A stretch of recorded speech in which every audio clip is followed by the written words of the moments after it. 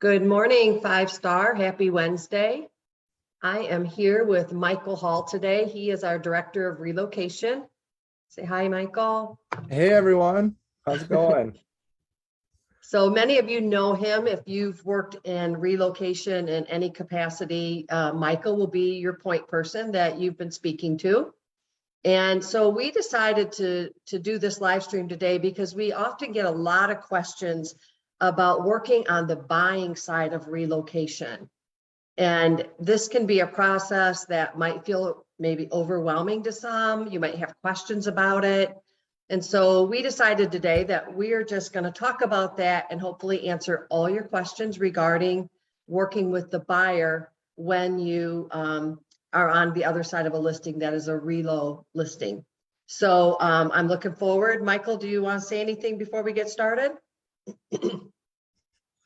No, I'm just happy to shed some clarity on these types of situations. Sometimes they can be a little bit challenging and frustrating because not all relo agents are built the same. So some people don't always they aren't super clear when going into this, and so it's just important to set expectations right from the start. So yeah, super excited to answer all these questions and yeah, see what you guys' thoughts are.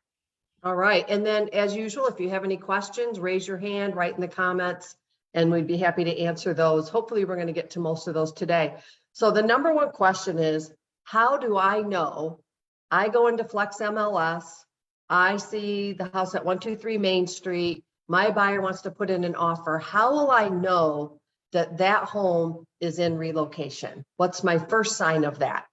Yeah, typically what you're supposed to do is, as a listing agent, if you have a relo property, you're supposed to put right in agent remarks that it's a relocation transaction. And a lot of times what it'll say in there is they'll have verbiage that says relocation rider to be made part of the agreement. Excuse me. So that's going to be the first indicator, I would say. A lot of times sometimes they put it even in the marketing remarks that it's a relo property. So there's usually some tip ups, but it's always a good question to ask a listing agent too. If you hear any rumorings in talking with them that it might be relocation, just ask, just say, hey, is there a corporate relocation company involved in this? And that's going to be the best way to get in front of it so that you don't get backlogged as you move forward. Okay, so my buyer loves the home. We want to write an offer now. Do I go ahead and write the offer on my typical purchase agreement, my typical forms to get the process started? And Yep. then what happens after that? Yeah, so essentially what you're going to do is there will be a lot of times there'll be a rider loaded on the MLS and the documents. So that'll be another indicator as well. But you're going to use all of your local purchase agreements and local disclosures and everything. You'll see all of them. So to kind of put this in a nice little package here, it would be, yes, you use your local purchase agreement. And outside of that, the rider packet is going to be your go-to for all of the other disclosures. So you never want to have, there's special scenarios that this is okay to have the buyer and seller both sign together, but 99% of the time, you will not have the buyer, your buyer, and the local seller both sign the same document. Okay, so when I write the offer, excuse me, do I wait until I get my offer accepted and then fill out that rider packet? Or am I filling out that rider packet to even submit an offer to the listing agent? Yeah, so that's a good question because the more likelihood that you want to have your offer accepted, you're going to want to have all of the documentation filled out correctly right from the start, because that's going to show both the relocation company and the listing agent that you know what you're doing and you're going to be the pro that is going to be the easiest to work with. So that's going to be one of the ways, one of the many ways that it's going to be the most likelihood to get your offer accepted. Yeah. Okay, so let's move on to, excuse me, we read all these pile of documents, right? There's going to be a lot Yep. to them there. Um, Yep. and we're going to, so I think the first thing is it's very important to read all of the documents. And then let's talk about getting your offer accepted. That's where the bulk of this time is probably going to be, right? So, Yep. I talked to an agent who does a little relo and they had some questions. So I asked her, what questions would you like to have answers to? So a Mhm. couple things that she said was the advice would be to read all the documents. There's no shortcut, right? I No, can't paraphrase them. Michael can't paraphrase them. no. You literally have to read them, right? Yeah.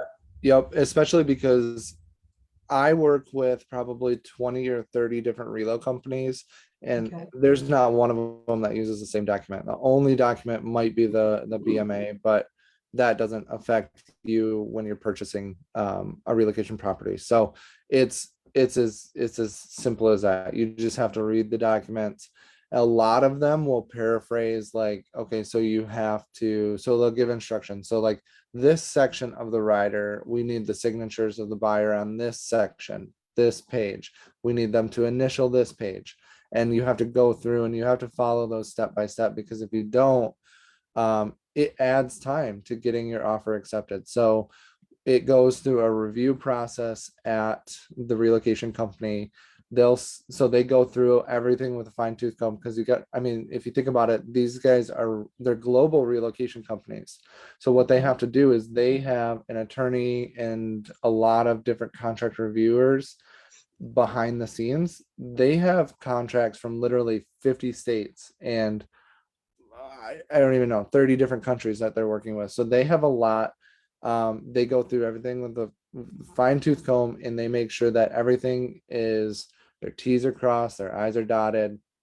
So reading everything, making sure that you understand it, and you're getting the initials where they need to be. Um, you're not signing disclosures in the wrong spot, because a lot of times there's two transactions that happen, and that's why there's so many pages of documentation. So By yeah, two so then transactions, what do you mean? You mean they're selling and buying, or what do you mean by two transactions that happen? so so two transactions, what that means is that the seller, the local homeowner of the property, is going to be, they verbally negotiate, they're the drivers of the bus. But what they do is they will turn around, they're not selling that local, or they're not signing that local purchase agreement with the buyer. What they're going to do is they're going to accept your offer, and then you're going to submit all the documentation, and they're actually going to be selling the house to the relocation company, and at the same terms that you're agreeing to with them. So then the relocation company will be the ones who actually sell the property to the buyer. Okay, And so I think just to be that's super clear, important for people to know. yeah, so just to be clear, when I submit the offer, the seller, not the relocation company, is going to be the one accepting the offer and signing? So the seller, the transferee, as we call them in Yeah, Relo, huh? they are going to be verbally negotiating and accepting the offer. Just They will verbally. never sign verbally. They will never Okay, sign anything together with the buyer.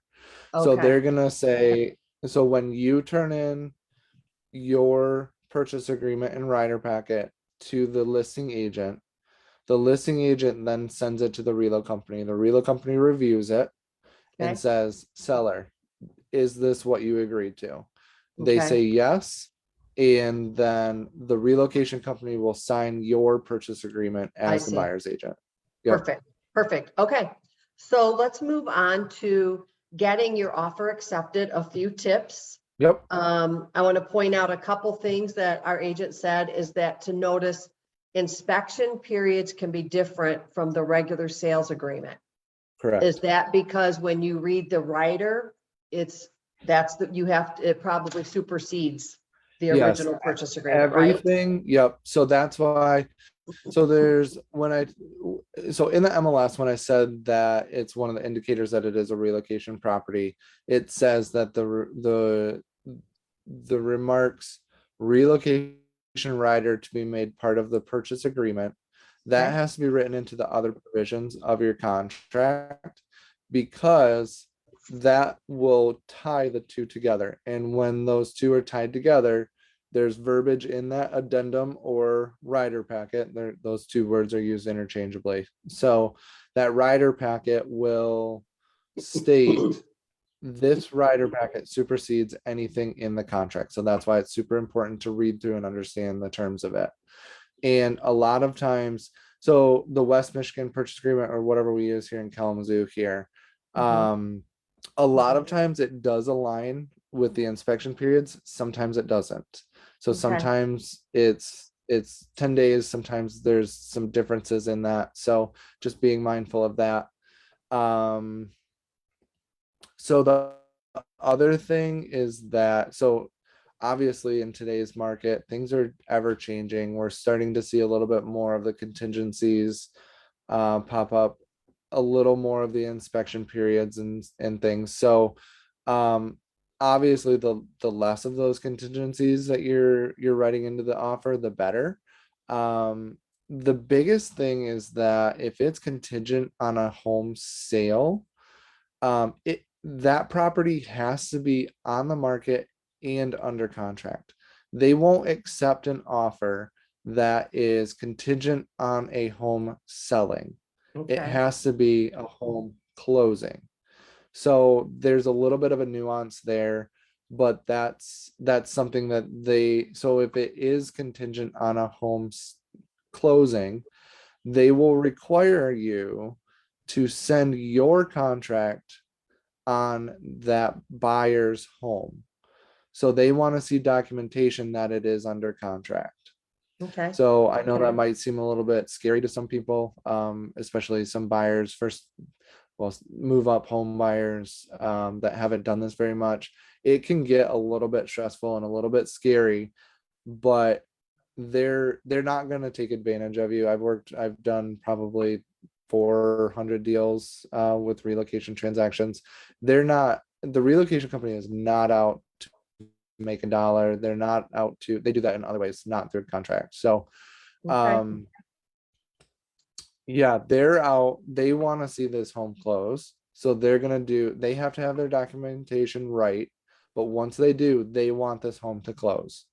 Okay. So that's very critical that you know that they're doing what they need to do to make this a legal transaction and make sure that they cover their bases and make sure that all of their liabilities are taken care of. So that's why they ask for so much documentation. Okay. So having that rider packet completed, and then the listing agent, if you reach out to them, the relo company is going to have a list of all the items that you need to have submitted with an offer. So if it's a cash offer, they require proof of funds. That can be a letter from the lender, that can be um, literally a screenshot of your bank account and just cross out the account numbers. There's a variety of different things, so just check with the listing agent and they'll tell you what is and isn't okay. um I'm trying to think of what all is required. I said that the buyer's contract on their current home, if it's Yep. contingent on that selling.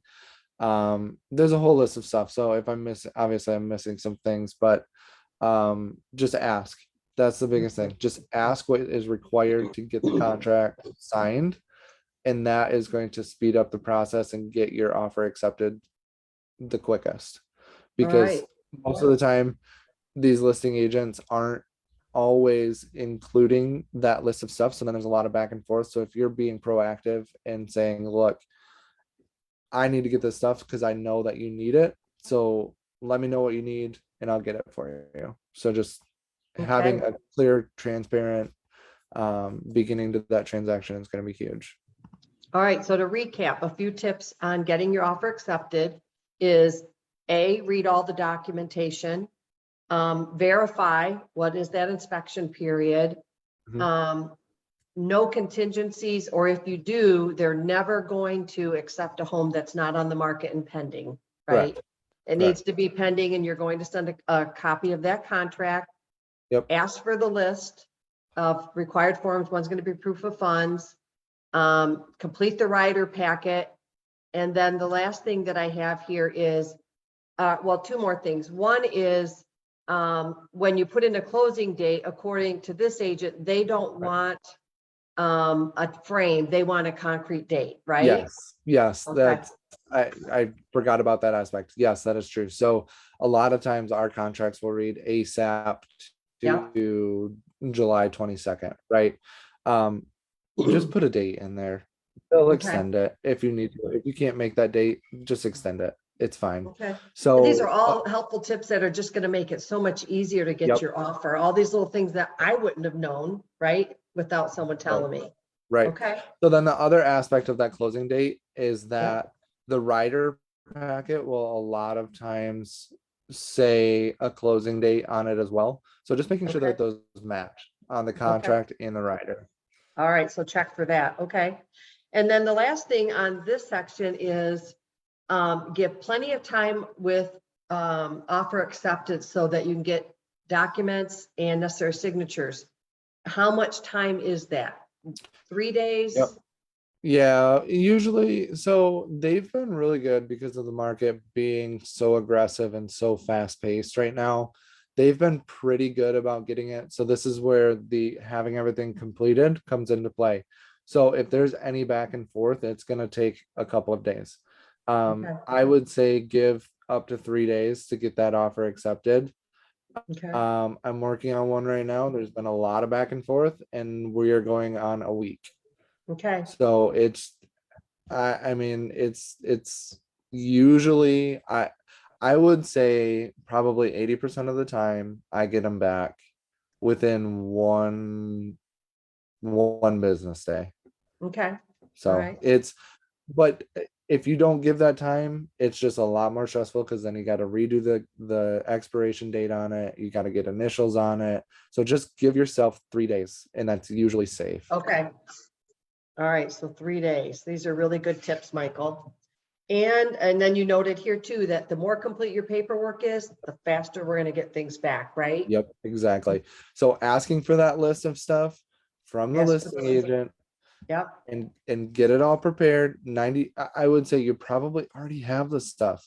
It's just a matter of communicating it and getting it to that real company. So just I work good off of checklists. Just get a checklist and knock it off and get it submitted. Perfect. And then, so who signs what? I think we Okay. talked about a little bit, but let's just make Yep. sure that Yep. we clarify who's going to be signing the documents. Yep. So buyer is going to sign as buyer on everything. Okay. Okay. Okay. Seller on the purchase agreement and on any of the rider packet and any of the disclosures is going to be the relocation management company. Okay. So that relo company is going to be the seller in your eyes. You are going to verbally negotiate and submit your offer to the listing agent, but those sellers are not going to sign anything with your buyers. Perfect. Very helpful. Simple as that. That's Yep. super simple.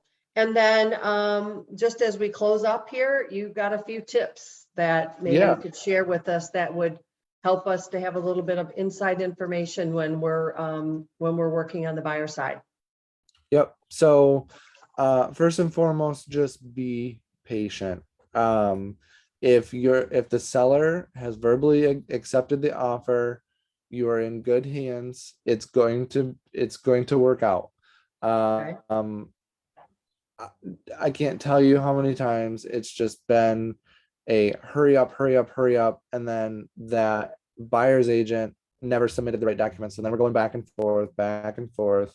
So just be patient. It will all come together. It just takes time. Okay.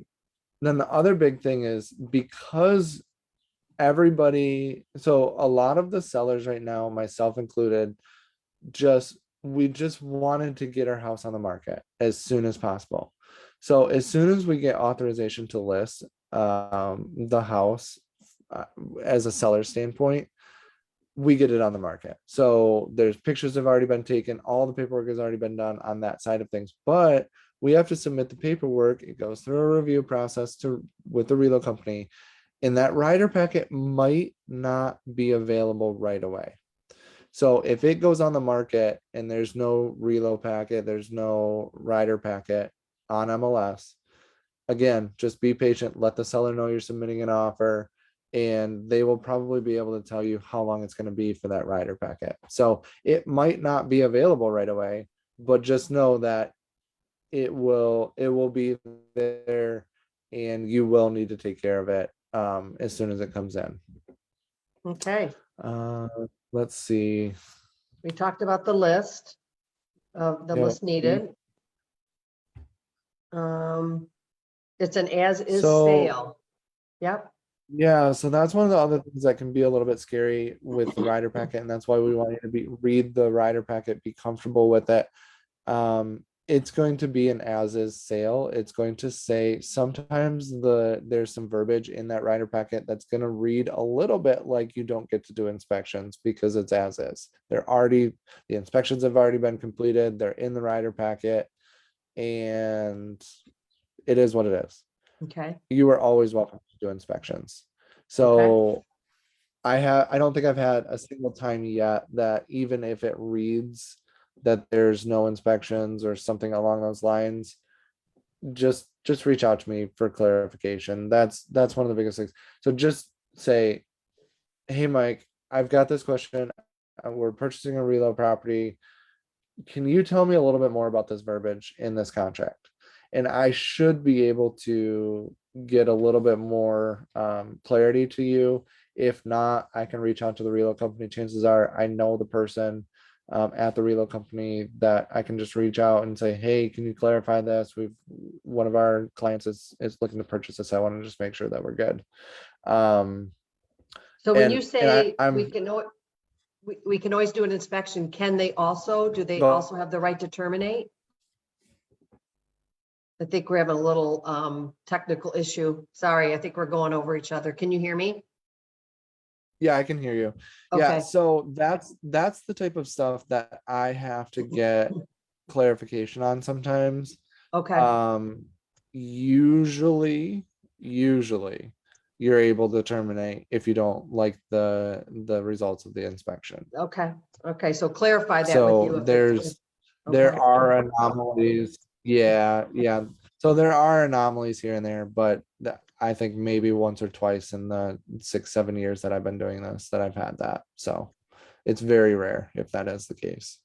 okay. And then lastly, let's talk about title companies. How does that Yeah, work? yeah. So in the rider packet, it will state sellers are using Fidelity, sellers are using Chicago, and it will give a contact for them. It will give everything because behind the scenes, they've already been preparing all of the title work. So the buyer is not required to use that same title company.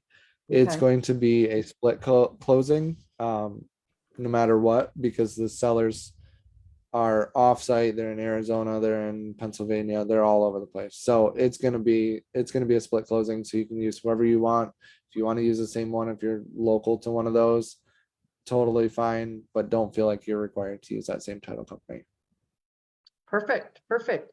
So in closing, is there anything else that you can think of that we haven't covered that what might be helpful to the agents? Yeah, so honestly, I just want you guys to know that I'm here for you. I'm available. I'm not gonna say 24/7 because that's not entirely true, but I am available a lot of the day, call, text, email. Even if it's not something that you're directly working on, if it's something that you've just got a question, if you've got a concern, just reach out. I want you to know that this is an added benefit for you guys.